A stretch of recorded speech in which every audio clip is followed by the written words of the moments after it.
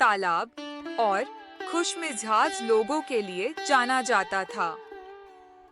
गांव के लोग आपस में बहुत मिलजुल कर रहते थे। हर त्योहार, हर काम सब मिलकर करते। लेकिन एक साल ऐसा आया जब बारिश बिल्कुल नहीं हुई। तालाब सूख गए, खेत फट गए और लोगों की उम्मीद भी सूखने लगी। रामू सुबह सुबह खेत पर जाता और सूखी मिट्टी को देखकर सोचता,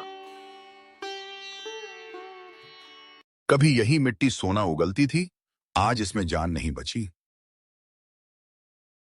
गांव वाले रोज चौपाल पर मिलते और एक ही बात करते, क्या अब हमारा गांव खत्म हो जाएगा? सरपंच जी बोले, जब तक हम कोशिश नहीं छोड़ेंगे तब तक उम्मीद जिंदा है। एक दिन रामू और गोपी ने तय किया कि वे कुछ अलग करेंगे। उन्होंने सोचा, अगर ऊपर से बारिश नहीं आती तो हम नीचे से पानी निकालेंगे। दोनों ने पुराने कुओं को खोजा, जो सालों से मिट्टी में दबे पड़े थे। गांव के बच्चों को बुलाया और कहा, हम मिलकर इन्हें फिर से जिंदा करेंगे। धीरे धीरे पूरा गांव जुट गया। कोई मिट्टी खोद रहा था, कोई बाल्टी से पानी खींच रहा था, कोई रास्ते साफ कर रहा था। 3 महीने की मेहनत के बाद पहले कुएं में पानी झलकने लगा। गांव वाले खुशी से झूम उठे। देखो, हमारी मिट्टी ने जवाब दे दिया। जब इंसान मिट्टी से प्यार करे तो मिट्टी भी उसे जीवन देती है। गांव फिर से हरा भरा हो गया। लोगों ने खेतों में फसल बोई, गेहूं, सरसों और धान। हवा में फिर से मिट्टी की वो पुरानी महक लौट। फसल पकने के बाद सरपंच जी ने गांव के बीच में मेला लगाया। ढोल, नाच, गाना, हर तरफ खुशियां थीं। रामू मुस्कुराकर बोला, अब समझ आया, मिट्टी कभी बेकार नहीं होती, बस उसे जगाने के लिए मेहनत। किसान रहता था, धरणी लाल। उसके पास केवल एक छोटा सा खेत और मिट्टी का पुराना घर था। पत्नी सावित्री, बेटा अजय और बेटी प्रीति उसके जीवन का केंद्र थे। गांव की जिंदगी कठिन थी। सर्दियों में ठंड और गर्मियों में तपिश, पानी की कमी और फल की अनिश्चितता। लेकिन धरणी लाल हमेशा कहता, धरती माँ ने हमें कभी अकेला नहीं छोड़ा, हमें बस मेहनत करनी आती होनी चाहिए। सुबह सूरज निकलते ही वो हल लेकर खेत जाता। पत्नी और बच्चे घर के काम में व्यस्त रहते। गांव में सादगी थी, पर मुश्किलें लगातार बढ़ रही थीं। एक साल गांव में बारिश नहीं हुई, खेत सूख गए, तालाब और कुएं खाली हो गए।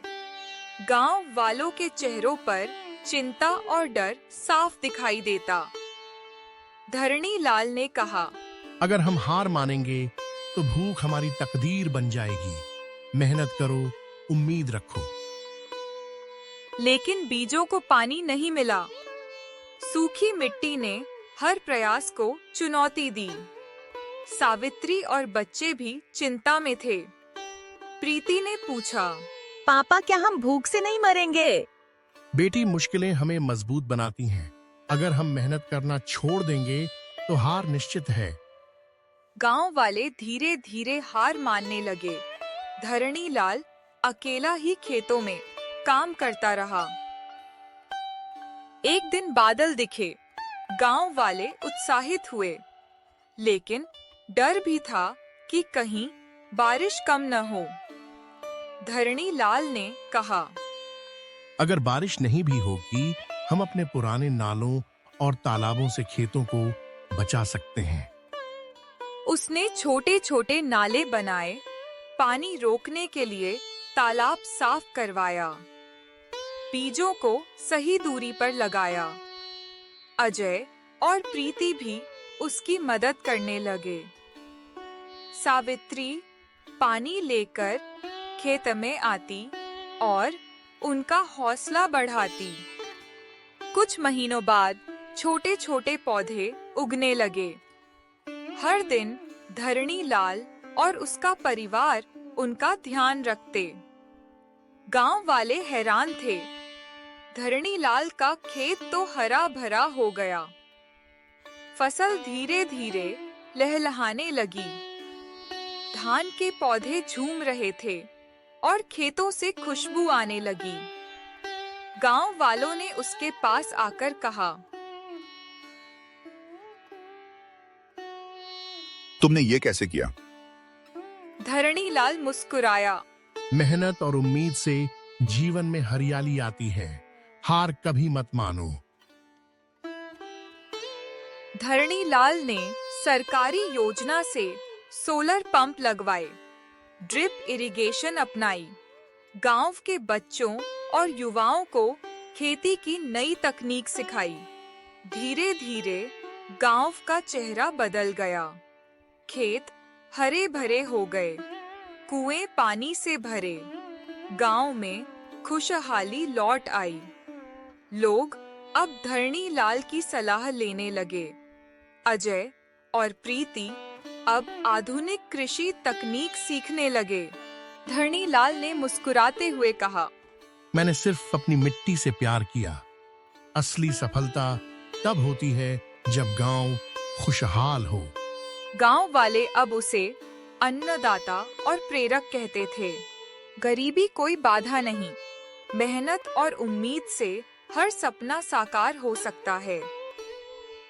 धरती माँ हमेशा उनका साथ देती है जो उसे समझते हैं। असली सफलता पैसे में नहीं, संतोष, मेहनत और उम्मीद में है।